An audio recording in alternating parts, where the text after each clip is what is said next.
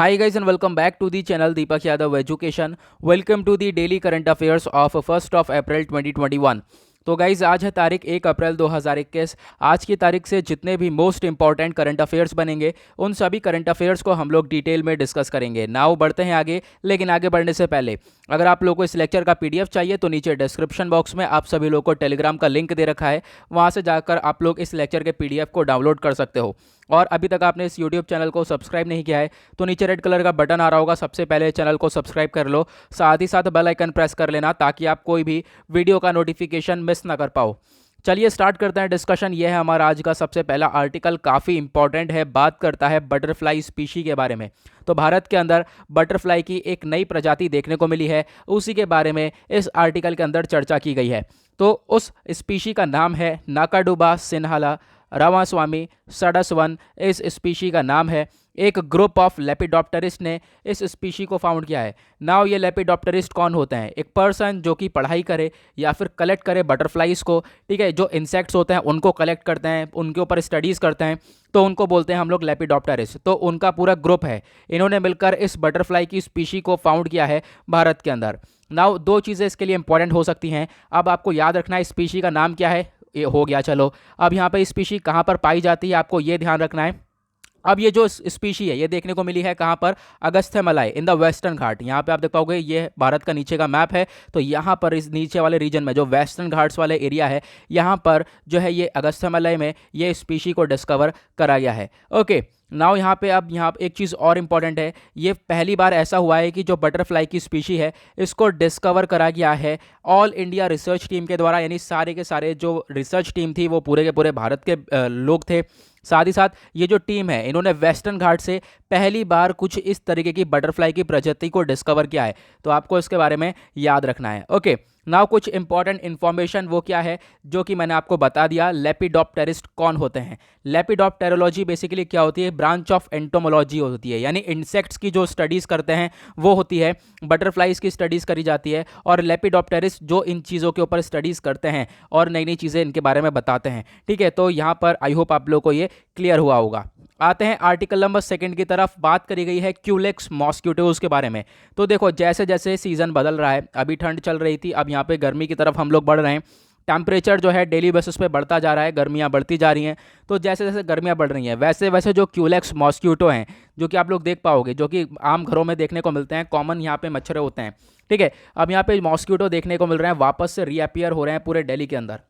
उसके बारे में यहाँ पर ये बातचीत करी गई है कि ये मॉस्किटो वापस से रीअपियर हो रहे हैं। नाउ यहाँ पे इन मॉस्किटो के बारे में बात करेंगे, लेकिन उससे पहले आप देख पाओगे कि डेली बेसिस पे जो टेम्परेचर है वो और ज़्यादा वार्म हो रहा है, और इसके पीछे ये एक बहुत बड़ा रीज़न बन जाता है जिसकी वजह से जो ये क्यूलेक्स मॉस्किटो हैं वापस से रीअपियर हो रहे हैं, ये देखने को मिल रहे हैं। ओके, आप देख पाओगे अभी विंटर्स निकले हैं, विंटर्स के अंदर हम लोगों को ऐसे मॉस्किटो देखने को नहीं मिल रहे थे, लेकिन अब वापस से गर्मियाँ आ रही हैं तो मॉस्किटो भी रीअपियर हो रहे हैं। और यहाँ पर एक चीज़ और भी बताई गई है, ये खासकर आपको ईस्ट और साउथ दिल्ली साइड में देखने को मिलेगा। और यहाँ पर एक और इम्पॉर्टेंट चीज़ क्या है कि जो ईस्ट और साउथ दिल्ली की साइड पर जो फ्लड प्लेन्स हैं, फ्लड प्लेन क्या होता है? जनरली एक फ्लैट एरिया होता है, ठीक है, फ्लैट एरिया ऑफ लैंड होता है जो कि रिवर के बराबर में होता है। तो वहाँ पर उस टाइप वहाँ पर सबसे ज़्यादा ये मॉस्किटोज देखने को मिलते हैं, और ये इनके लिए आइडियल कंडीशन भी होती है, यानी कि बहुत ही परफेक्ट जगह होती है। यहाँ पर नदियों के किनारे जो जगह पड़ी रहती है, रिवर्स के किनारे जो जगह रहती है, वहाँ पर खासकर ये मच्छर देखने को मिलते हैं, और यहाँ पर काफ़ी मतलब इनके लिए आइडियल कंडीशन है ब्रीडिंग के लिए।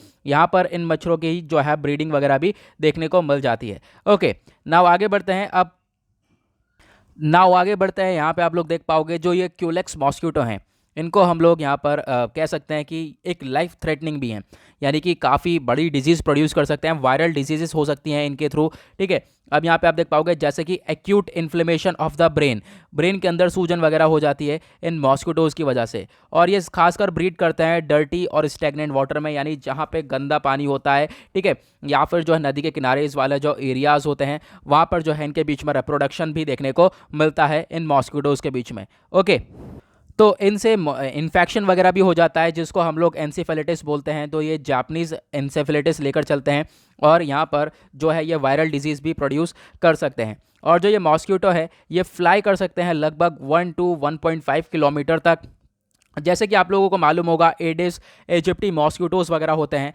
जो कि डेंगू वगैरह फैलाते हैं, चिकनगुनिया फैलाते हैं, वो सब क्लीन वाटर के अंदर ब्रीड करते हैं। लेकिन जो क्यूलेक्स मॉस्किटो होते हैं वो अनक्लीन, गंदे वाटर के अंदर जो है ये लोग ब्रीड करते हैं। आपको यहाँ पर इस चीज़ के बारे में ध्यान रखना है।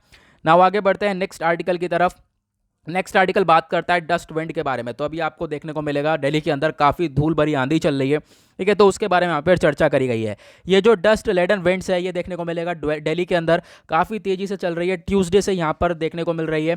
और इसकी वजह से जो एयर क्वालिटी है वो और ज़्यादा पुअर हो चुकी है, क्योंकि जो आपस की दो धूल है, ठीक है, वो धूल उस हवा के अंदर मिल चुकी है और उस धूल में जो पर्टिकुलेट मैटर हैं, छोटे छोटे कंकड़ हैं, ठीक है, वो सब हवा के अंदर मिल चुके हैं, जो कि हमारे ऑर्गन्स के लिए काफ़ी ज़्यादा खतरनाक हैं। अगर वो हम इनहेल कर लेते हैं तो वो हमारे बॉडी के ऑर्गन्स को डैमेज कर सकते हैं, ठीक है।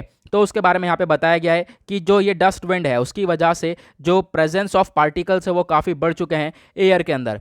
नाउ यहाँ पे आप देख पाओगे एक फोरकास्ट किया गया है, एक अंदाज़ा ये लगाया, उसके बाद बताया गया जो ये स्ट्रॉन्ग विंड है ये डस्ट वगैरह लेकर आ रही हैं दिल्ली में। कहाँ से? राजस्थान से ये डस्ट लेकर आ रही हैं और लगभग ये जो विंड है वो इसी तरीके से चलने वाली है थर्सडे तक, यानी आज के दिन तक बोला जा रहा है कि आज तक यहाँ पर ये विंड चलेगी।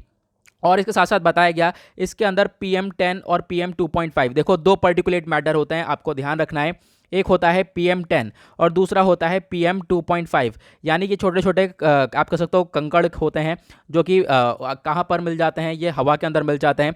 अब PM2.5 है यानी कि ये छोटा होता है साइज़ में, PM10 होता है वो थोड़ा सा बड़ा होता है साइज़ में। अब ये PM2.5 ज़्यादा खतरनाक होता है, क्योंकि PM10 क्या होता है ना, वो बहुत मुश्किल से बॉडी के अंदर एंटर कर पाता है, लेकिन PM2.5 छोटे छोटे कंकड़ होते हैं, वो बॉडी के अंदर ईजिली एंटर कर जाते हैं और हमारे जो है ऑर्गन्स हैं उनको डैमेज कर देते हैं।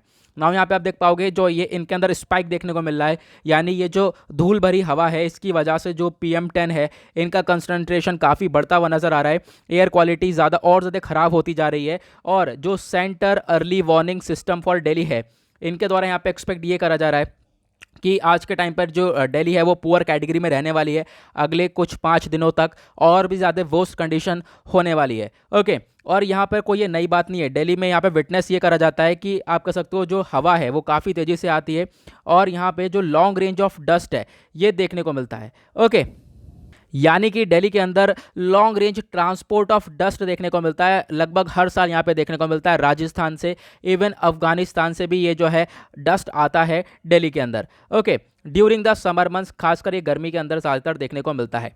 आते हैं नेक्स्ट आर्टिकल की तरफ। यहाँ पर बात करी गई है एक्सरसाइज वज्र प्रहार के बारे में। अब यहाँ पे ये न्यूज़ के अंदर क्यों है? सबसे पहले हाल ही में जो स्पेशल फोर्स ऑफ इंडिया है और साथ ही साथ USA है, इन दोनों ने मिलकर एक जॉइंट मिलिट्री अभ्यास कंडक्ट करा है। कौन सा नाम है इसका? वज्र प्रहार नाम है, तो आपको नाम याद रखना है, वज्र प्रहार 2021। ये किस किस के बीच में हुआ है? भारत और USA के बीच में हुआ है। कहाँ पर?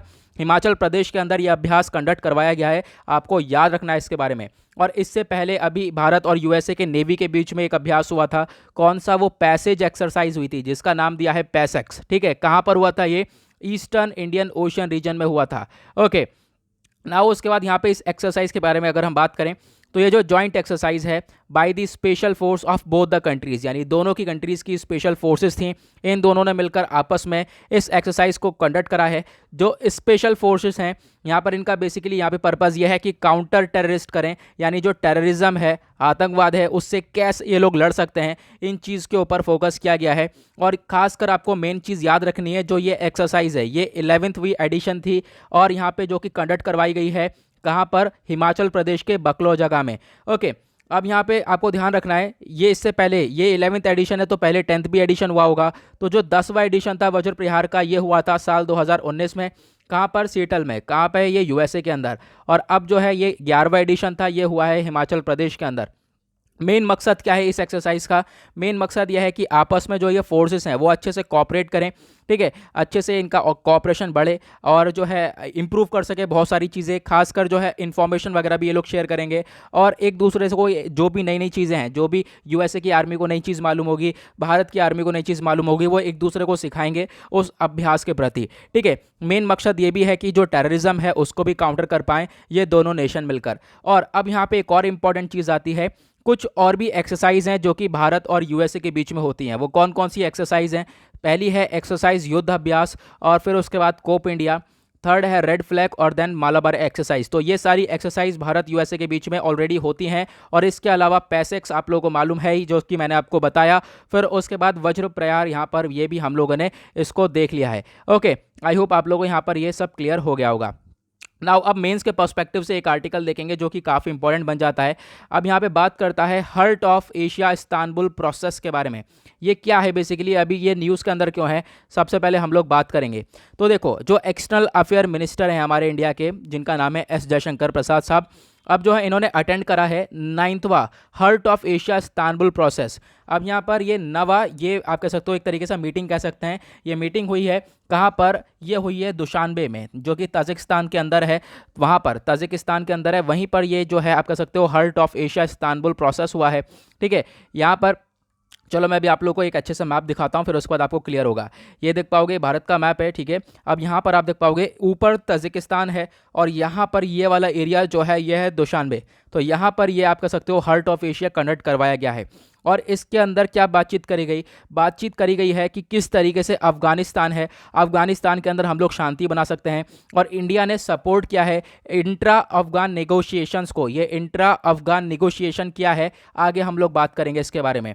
तो मैप हम लोगों ने देख लिया। सबसे पहले कुछ की पॉइंट्स देखेंगे। ये जो heart of Asia Istanbul process है, ये क्या है बेसिकली। ये जो heart of Asia Istanbul process है, ये एक इनिशिएटिव है किसका, republic of Afghanistan and republic of तुर्की का।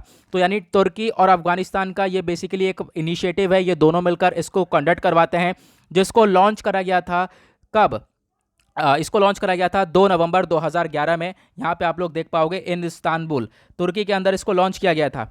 ये एक प्रोवाइड करवाता है, एक प्लेटफॉर्म देता है जिसके अंदर डिस्कशन होगा किस तरीके से जो अफगानिस्तान है उसके अंदर सिक्योर और उसको स्टेबल बना सकते हैं, किस तरीके से अफगानिस्तान के अंदर हम लोग शांति बना सकते हैं, इस चीज़ के ऊपर बात करता है।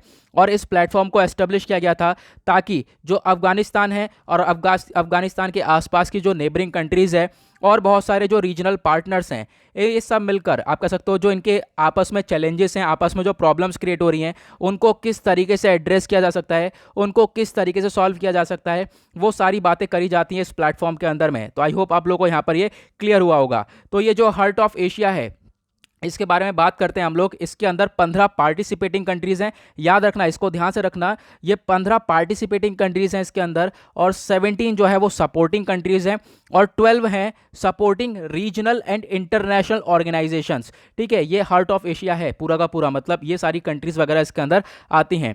नाउ यहाँ पे इंडिया क्या है, इसमें से इंडिया है एक पार्टिसिपेटिंग कंट्री। आपसे क्वेश्चन बन सकता है हार्ट ऑफ एशिया के अंदर इंडिया क्या है, वो है एक पार्टिसिपेटिंग कंट्री। नाउ यहाँ पे अगर हम बात करें, देखो इसका मेन काम यही है, जो अफगानिस्तान के नियर और एक्सटेंडेड नेबर्स हैं, इंटरनेशनल सपोर्टर हो गए, ऑर्गेनाइजेशंस हो गए, इन सब के बीच में आप कह सकते हो आजकल टाइम पे बहुत सारे चैलेंजेस देखने को मिलते हैं। तो आपस में कैसे कोऑपरेशन करके चलना चाहिए, इन सब चीज़ों के ऊपर काम करता है ये प्लेटफॉर्म। ठीक है, उसी वजह से इस प्लेटफॉर्म को क्रिएट करा गया है ताकि आपस में अफगानिस्तान के अंदर पीस भी हम लोग बना सकें, शांति बना सकें, साथ ही साथ जो नेबरिंग कंट्रीज़ हैं अफगानिस्तान की, वहाँ पर भी हम लोग शांति बना सकें। नाउ आपको बताना है अब ये अफगानिस्तान की नेबरिंग कंट्रीज़ कौन कौन सी हैं। अब ये इंट्रा अफगान नेगोशिएशन क्या है, यहाँ पर ये बातचीत है किस किस के बीच में, अफगान गवर्नमेंट और तालिबान इंसर्जेंट के बारे में। अब देखो अफगानिस्तान के अंदर क्या प्रॉब्लम्स क्रिएट हो रही है, क्यों हम लोग शांति बनाने में लगे पड़े हैं अफगानिस्तान के अंदर, ये आपको क्लियर करना है। देखो अफगानिस्तान के अंदर क्या है ना, आज के टाइम पर एक बहुत बड़ी प्रॉब्लम क्रिएट हो रही है। वो क्या है, एक तरफ है अफगान सरकार यानी अफगान गवर्नमेंट, और दूसरी तरफ है तालिबान जो कि एक मुस्लिम ऑर्गेनाइजेशन है, वो है। अब तालिबान चाहता है कि अफगानिस्तान को रूल करे तालिबान, तालिबान के हिसाब से सारे रूल्स एंड रेगुलेशंस होने चाहिए। दूसरी तरफ अफगानिस्तान की गवर्नमेंट चाहती है अफगानिस्तान के हिसाब से हो सारे रूल्स एंड रेगुलेशंस, जो अफगानिस्तान की सरकार चाहे वैसे रूल्स एंड रेगुलेशंस के मुताबिक पूरा अफगानिस्तान चले। अब इसी चीज़ को लेकर आपस में डिस्प्यूट रहता है, और ये कोई नया डिस्प्यूट नहीं है, दो आप कह सकते हो 20 साल हो गए इस डिस्प्यूट को लगातार चलते चलते, लेकिन यहाँ पर शांति नहीं बनती है। और जो ये तालिबान है, इनके लोग, ये जो ऑर्गेनाइजेशन है, ये काफ़ी हद तक जो अफगान के सोल्जर्स वगैरह इनको मार देती है। इस तरीके की प्रॉब्लम्स क्रिएट होती हुई नज़र आती हैं। नाउ यहाँ पर इन्हीं के बीच में शांति बनाने के लिए हम लोग ये सब काम कर रहे हैं। और यहाँ पर इंट्रा अफगान नेगोशिएशन का मतलब यही है कि अफगानिस्तान के अंदर जो एक तरफ अफगान गवर्नमेंट है, दूसरी तरफ तालिबान है, इन दोनों के बीच में हम लोग कैसे शांति बना सकते हैं। ओके, नाउ आप देख पाओगे इसमें यही चीज़ बार बार बोली गई है कि इस तरीके से हम लोग यहाँ पर इसमें डिस्कस करेंगे। क्या डिस्कस करेंगे कि किस तरीके से इसमें सीज़ फायर हो, यानी कि आपस में जो ये अफ़गान और तालिबान है इनके बीच में जो फायरिंग वगैरह देखने को मिलती है वो सब यहाँ पर ख़त्म कर दी जाए, और जो है आने वाले टाइम पर एक एग्रीमेंट करवा दिया जाए दोनों के बीच में, ताकि ये लोग अच्छे से वर्क कर सकें। जो निगोशिएशंस हैं ये इस और भी बहुत सारी चीज़ों को कवर करता है, जैसे कि राइट्स ऑफ वेमेन के जो हक हैं उनको भी कवर करा जाता है। फ्री स्पीच हो गया, लोगों को बोलने का अधिकार होना चाहिए, या फिर changes to the country's constitution. तो इन सब चीज़ों के ऊपर बात करता है ये नेगोशिएशन, यानी अफगानिस्तान को लेकर सबसे पहली बात करी जाती है किस तरीके से हम लोग अफगानिस्तान के अंदर एक पीस क्रिएट कर सकते हैं, और क्या प्रॉब्लम है वो भी मैंने आप लोगों को बता दी है। नाउ यहाँ पे अगर हम बात करें तो इंडिया का क्या स्टैंड है।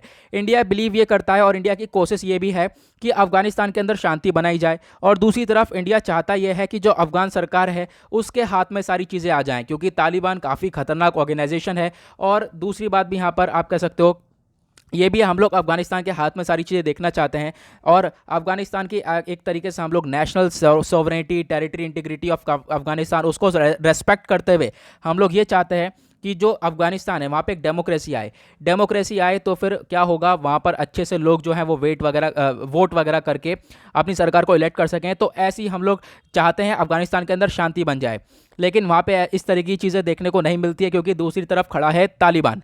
ओके, तो कोशिश यही है कि हम इस चीज़ों को लेकर कि आपस में इनका डिस्प्यूट को रिजॉल्व कर सकें।